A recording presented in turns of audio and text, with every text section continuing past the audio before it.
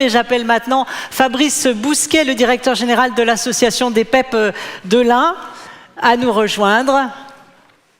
Merci Fabrice. Donc vous venez de quitter l'association des PEP 74 Savoie-Mont-Blanc. Maintenant vous êtes dans l'Ain, je le disais. Alors les PEP, c'est les pupilles de l'enseignement public. C'est une plateforme de services dans les domaines de la petite enfance, de l'éducation, du social, du médico-social.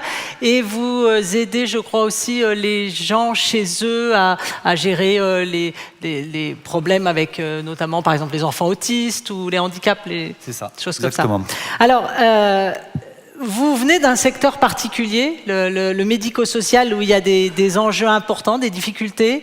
Vous allez nous expliquer. Et en plus, alors on va parler du cas des PEP 74, parce que c'est là que vous avez mis en place, vous avez fait appel à l'ARACT. Dans les PEP 74, il y a aussi une question géographique importante qui rentre en jeu. Oui, très bien. Quelques précisions, c'est une association donc à but non lucratif qui gère un chiffre d'affaires pas loin des 7-8 millions d'euros, donc 130 à 140 salariés.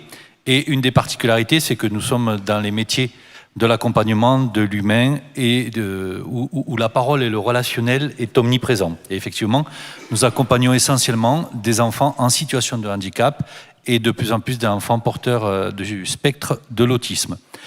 Une des particularités, c'est que cette association est installée en Haute-Savoie, avec une proximité géographique avec la Suisse, là où le SMIC, pour des professions que nous retrouvons dans notre environnement, est 4 fois, à peu près 3,5 à 4 fois supérieur à ce que nous proposons au sein de notre organisation. Donc là, on est sur un enjeu sectoriel géographique extrêmement fort, d'attractivité du secteur, laquelle attractivité du secteur, je pense qu'on peut dire assez facilement qu'aujourd'hui, en 2024, le secteur social et médico-social, j'allais dire, n'est absolument pas porteur. En tout cas, de moins en moins, pour 2 raisons.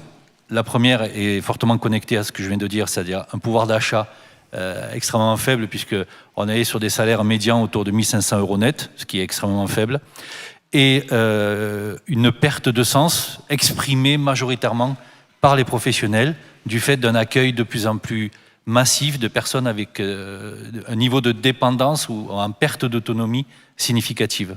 Alors, voilà un petit peu l'état des lieux. Donc, dans cet état des lieux, ce contexte compliqué, pourquoi vous avez eu envie de mettre en place la QVCT ? Alors, je dirais qu'il faut rendre à César ce qui appartient à César. Le premier élément de construction de cette démarche QVT, elle part des représentants du personnel, du CSE, lesquels m'avaient invité à plusieurs reprises à conduire cette démarche, entre autres pour les raisons que j'ai invoquées.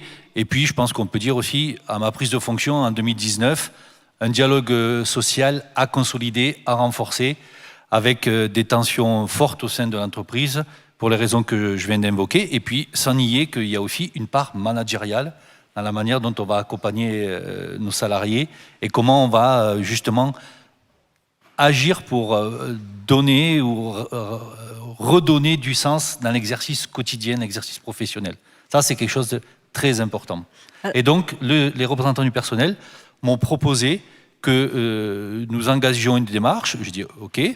Ils m'ont proposé de prendre contact auprès des services de l'ARACT. Donc, ils ont été en lien avec Véronique Bertrand et Christine Martin-Cochet.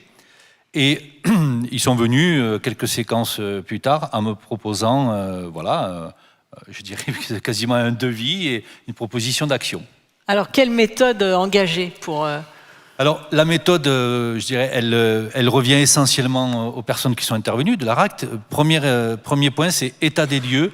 Et ce que je voulais, c'est qu'au travers de cette démarche, on puisse insuffler une dynamique de travail pour aller vers une culture du lien social. Ou en tout cas, les choses peuvent et doivent se parler parce que notre métier, quand on accompagne des personnes en grande souffrance, si les professionnels ne sont pas, entre guillemets, autorisés à parler, à exprimer leurs difficultés, il y a un risque majeur de maltraitance en bout de chaîne.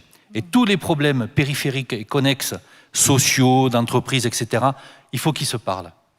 Et donc, l'ARACT a proposé au travers des différents échanges, que nous posions une définition commune. Qu'est-ce que nous entendons par qualité de vie au travail? Sachant que je ne suis pas un producteur de bonheur et que j'ai rappelé à tous les salariés que ce qui était premier pour une entreprise, c'était sa performance. Et la performance dans nos domaines, c'est la qualité du service rendu auprès des personnes à besoins particuliers. Et nous nous sommes entendus sur cette définition qui est là et qui doit faire référentiel commun. Voilà. Et ça, à chaque fois, on revient dessus. Deuxième point, c'est quelles sont les thématiques saillantes, quelles sont vos préoccupations, quels sont vos besoins. Et nous avons convenu, et ça c'était assez original, qu'au travers des points qui nous semblaient essentiels, nous votions pour définir quelle était l'action prioritaire à engager, sachant que une personne égale une voix. Le directeur général, une voix, et tous les salariés, une voix. Et ça, ça implique que tous les points qui sont traités comme étant des points prioritaires relèvent bien de l'instance QVT et pas d'un CSE, et pas d'un CSST, et pas d'un conseil d'administration, etc. Et ça, c'est l'ARACT qui vous a donné cette idée-là ou oui, oui. C'est vous qui l'avez eue? Oui, oui. D'accord. Oui, oui. Alors après, ça, c'était nouveau. Après, je pense que j'ai un peu cette fibre, je veux dire, managériale, et en tout cas que chacun puisse s'exprimer de sa place, sa bonne place. Mais pour le coup, c'était sympa de se dire, allez, on tente l'expérience. Il y a quand même un challenge dans cette affaire-là. Et donc, ça a fonctionné, pardon, excusez-moi. Et le thème qui a été retenu, considérant qu'il y avait une forte problématique d'attractivité du secteur, c'était l'accueil des nouveaux collaborateurs.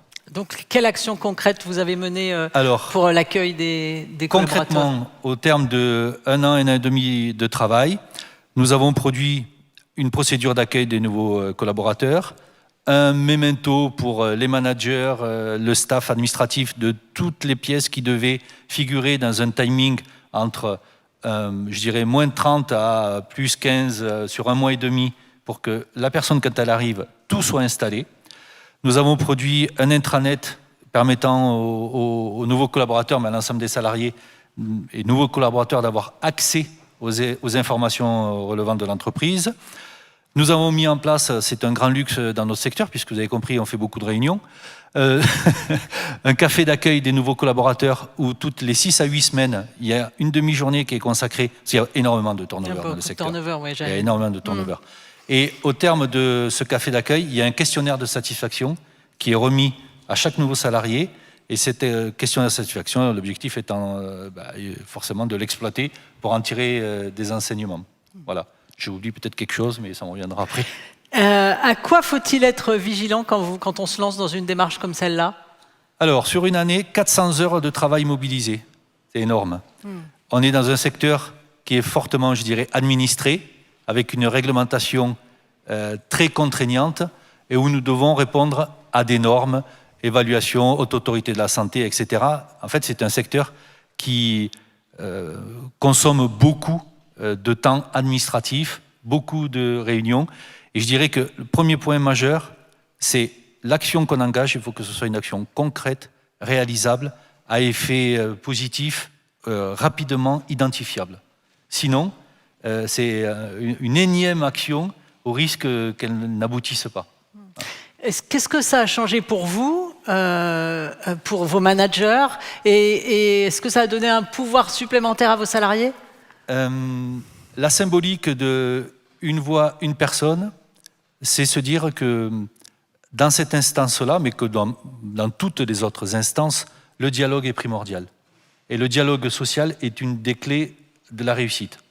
Dans un environnement hyper tendu et complexe, où, vous l'avez compris, l'outil principal est le dialogue, ça demande, comment dirais-je, une règle du jeu qui soit extrêmement précise et qu'on identifie bien de quelle place je parle. Même si c'est une voix, une personne, c'est important de respecter la place des uns et des autres. Et puis, le point de vigilance, justement, c'est l'effet que peut produire cette méthodologie, ou en tout cas animation. C'est au final, il faut, je pense, régulièrement, d'une part, rappeler que chez nous, il y avait un comité de pilotage qui valide les orientations et que ce n'est pas un freelance total. et que dans une entreprise, il y a des chefs qui ont des rôles. Ces rôles-là, il faut qu'ils soient connus précisément. Et ce que je suis en train de dire, c'est que pas de démagogie et on n'est pas dans un monde utopique. Vous voyez ce que je veux dire? Et ça nécessite de la pédagogie quasi permanente. Et les salariés, ils ont eu plus le pouvoir d'agir? Il faudrait leur poser la question en direct. Mais quand je suis parti, ça fait à peine un mois, j'ai des représentants du personnel qui sont venus me trouver en me remerciant pour la qualité du dialogue social. Et ça ne veut pas dire oui à tout ce qui est demandé, ça n'existe pas. En tout cas, on se parle avec un souci d'efficacité, d'efficience et dans le respect des rôles et des places de chacun. Et ça me paraît essentiel. Et une de mes intentions dans cette stratégie-là, vous avez compris, il y a du turnover, c'est que les gens, quand ils viennent, qui sortent et qui parlent, je considère que ce sont les meilleurs ambassadeurs, j'allais dire de l'entreprise, de l'association. Et c'est une façon de donner envie à des travailleurs sociaux de nous rejoindre. Et dans l'Ain, Fabrice Bousquet, en conclusion, vous allez essaimer ce que vous avez développé en Haute-Savoie? Les personnes ont évoqué tout à l'heure un fort recours à l'intérim, si j'ai bien compris. Et en fait, le secteur du handicap, des personnes âgées, vous le savez certainement, il y a une forte pression sur le travail intérim. Et du coup, j'étais en train de me dire tout à l'heure, comment accompagner managers, directeurs sur le domaine de la protection de l'enfance, les maisons d'enfants à caractère social. Ils travaillent le samedi et le dimanche, 365 jours par an. Il faut pouvoir travailler d'une certaine façon à l'envers du rythme ordinaire. Et comment pourrions-nous agir pour, limiter ce phénomène de recours à l'intérim? Parce que c'est exponentiel et, in fine, le risque, c'est que ça crée de la malveillance ou maltraitance. Quand on a un professionnel qui arrive, qui ne connaît pas la boîte, qui n'a pas les règles du jeu, qui n'est pas dans la culture et qui doit tout de suite accompagner des personnes en grande souffrance, pour moi, il y a un grand danger. Merci beaucoup. Merci beaucoup, Fabrice Bousquet.